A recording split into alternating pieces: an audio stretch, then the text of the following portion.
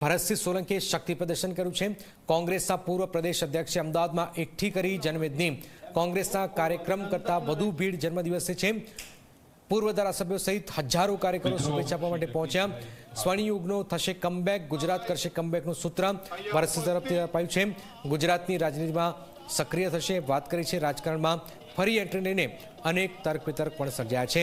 આજના કાર્યક્રમમાં શક્તિસિંહ, શંકરસિંહ, જગદીશ ઠાકોર, જ્ઞાનીબેન તમામ જે નેતાઓ છે કોંગ્રેસના એ હાજર રહ્યા હતા। આપ જોઈ રહ્યા છો શક્તિ પ્રદર્શન કહેવામાં આવી રહ્યું છે।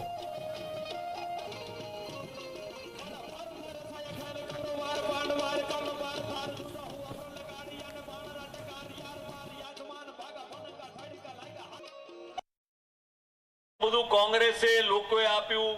બોરસદથી લઈને આણંદની લોકસભા પ્રજા અને ગુજરાતની પ્રજાએ કાર્યકર્તાઓએ આટલો બધો પ્રેમ ને આશીર્વાદ આપ્યો। તો મારો પણ કઈ રોલ છે કે આવનારા સમયમાં ક્યાંક કંઈક નવું કરીને જેમ જનમિત્ર શરૂ કર્યું ત્યારે અઘરું લાગતું હતું। સાથી, મિત્ર ને ભાઈ, નેતા નહીં, જે કોઈ કામ કોઈ ન કરે એ જનમિત્ર કરે। કાર્યકર અનટ્રેન અને જનમિત્ર ટ્રેન। કોંગ્રેસ આવે છે, નવસર્જન લાવે છે। 2022 કોંગ્રેસ લાવીશ। એવી જ રીતે આ જનયોદ્ધાનો વિચાર તમને બધાને એમ થાય કે શું આવ્યો? બધા મોટા ભાગના એમ કે ભરતભાઈને કમબેક કરવું છે। એટલે હાલા હું તો પ્રભારી તો છું જ જમ્મુ કાશ્મીરનો। આમાં કમબેકની ક્યાં વાત છે? જો રાજકારણને સમજતા હોય, પત્રકાર મિત્રો પણ જાણતા હોય તો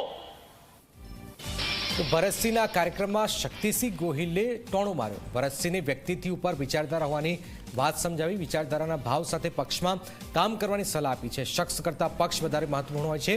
પક્ષમાં પરિવારની ભાવના બની રહે તેવી પ્રાર્થના પણ શક્તિસિંહે કરી હતી। ખૂબ પ્રેમથી આપણે સૌ એક પરિવાર, પક્ષ એ વિચારધારાથી જોડાય છે। જેમ કુટુંબ છે એ લોહીના સંબંધથી જોડાયેલું હોય છે, એમ પક્ષ એક વિચારધારાના સંબંધથી જોડાયેલો હોય છે। અને એટલા માટે પક્ષ પણ એક મોટો પરિવાર છે અને પરિવાર આજે એકત્રિત થયો છે ત્યારે આપણી સૌની શુભકામનાઓ આદરણીય ભરતભાઈને હૃદય